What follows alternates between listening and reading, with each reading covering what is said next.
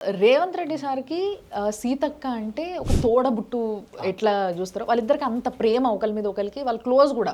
ఏదైనా చేయాలనుకున్నా కూడా ఒక వర్క్ చేయాలన్నా కూడా వెంటనే ఫస్ట్ వాళ్ళు డిస్కస్ చేసుకుంటారని చెప్పేసి మేము విన్నాం. సో మీరు సీతక్క కూడా క్లోజ్ కాబట్టి ఒక అక్క తమ్ముళ్ళలాగా మీరిద్దరికి ఆ బాండింగ్ ఉంది కాబట్టి మీకు రేవంత్ రెడ్డి సార్‌కి ఎట్లాంటి బాండింగ్ ఉంటుంది చెప్పురు నాకు ఒకసారి. బాగుంటుంది. ఎందుకంటే మా అక్క సీఎం గారికి రేవంత్ అన్న గారికి సిస్టర్ అయినప్పుడు మా ములుగు జిల్లా మొత్తం అన్నకు తమ్ముళ్ళమే మేము. ఓకే. కాబట్టి మాకు మంచి యాక్సెస్ ఉంటుంది. మాకు అడగక ముందే సీఎం గారు అన్ని ఇస్తున్నారు. ములుగు జిల్లాకి ఏం కావాలి ఎక్కువ ప్రెజర్ పెట్టాల్సిన అవసరమే లేదు. మాకు ప్రత్యేక దృష్టి సీతక్క గారు కానీ అక్క ఏదైనా అదే రేవంత్ రెడ్డి గారు మొన్న బయటకు వచ్చి నా దగ్గర పైసలు లేవో అన్నారుగా. మరి ఏం చేస్తారంటే 10 సంవత్సరాలు పందికొక్కులాగా తినిపోయినరు వాళ్ళందరూ. పెద్ద డైలాగే. బ్రిటిష్ వాడు వచ్చి భారతదేశాన్ని అంతా ఊడ్చుకుపోయిండు అని. అట్లనే సంపద అంతా వాళ్ళు కొల్లగొట్టుకొని పోయి కాళేశ్వరం కట్టినరు. అది ఎవరికి ఉపయోగం అని కట్టిన కోట్ల రూపాయల కుంభకోణం. అది ధనిక రాష్ట్రం ఉండే తెలంగాణని అప్పుల రాష్ట్రం చేసి చేతిలో పెట్టిపోయినారు.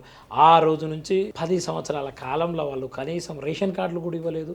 ఇవాళ ఊర్లలో పండగ నడుస్తున్నది, పండగ వాతావరణం నడుస్తుంది. అందరికీ రేషన్ కార్డులు వస్తున్నాయి, ఇండ్లు వస్తున్నాయి, పెన్షన్లు వస్తున్నాయి, ఉద్యోగాలు వస్తున్నాయి. అందరూ సంతోషంగా ఉంటున్నారు. రైతుల కళల్లో ఆనందంగా అనిపిస్తున్నది. వాళ్ళకి బోనస్ డబ్బులు వస్తున్నాయి, రైతు భరోసా డబ్బులు పడుతున్నాయి, పెట్టుబడికి సాయం అందింది, అందరికీ సకాలంలో వర్షాలు మంచిగా పడుతున్నాయి, వాటర్ ఉన్నాయి, ఎరువులు ఉన్నాయి. నెక్స్ట్ ఏది ఇప్పుడు అన్ని నాట్లకు యూరియాలు డిఏపీలు ఏది కావాలంటే అది సర్కార్ అన్ని అరేంజ్ చేస్తున్నది. సో అన్న బేసిక్గా అందరూ చాలా బాగుంటారు, లీడర్స్ అందరూ చాలా ప్రేమగా ఉంటారు, మాది ఒక కుటుంబం ఫ్యామిలీ కాంగ్రెస్ పార్టీ అంటేనే అనేసి మీరు అంటున్నారు కాబట్టి మరి బయటికి మాత్రం ఇటు సీతక్కకి అటు కొండా సురేఖకి ఇద్దరికి కూడా అసలు పడనే పడేది, పచ్చిగడ్డ వేసినా కూడా బగ్గుమంటది అనేసి అంటున్నారు. చాలా తప్పు అది. ఎందుకంటే వారిద్దరు చాలా అన్యోన్యంగా కలిసి ఉంటారు. ఇద్దరు అక్క చెల్లెళ్ళు లాగుంటారు. మా దగ్గర ఇంకా సమ్మక్క సార్లక్క అంటారు. ఇద్దరు అట్లుంటారు. నేను చాలా దగ్గర నుంచి చూసిన, చాలా ఆత్మీయంగా ఉంటారు ఇద్దరు. ఓకే. ప్రతిపక్షాలు ఓర్వలేక అసలు పంచాయతీ లేదక్క. అసలు ఇద్దరి మధ్యలో చాలా బాగా కలిసి ఉంటారు, అన్యోన్యంగా ఉంటారు. కమ్యూనికేషన్లో కానీ దేంట్లో కానీ ఒకరినొకరు చాలా ఆత్మీయంగా మాట్లాడుకుంటారు. మరి ఈ ఇద్దరు మళ్ళీ లొల్లుంది అనే గాసిప్ చేస్తే అబద్ధం ఏముంది. బీఆర్ఎస్ పార్టీ చేయగలిగింది ఒక్కటే. ఎందుకంటే ప్రజలకు ఏం కావాలనో ఈ ప్రభుత్వం చేస్తుంది.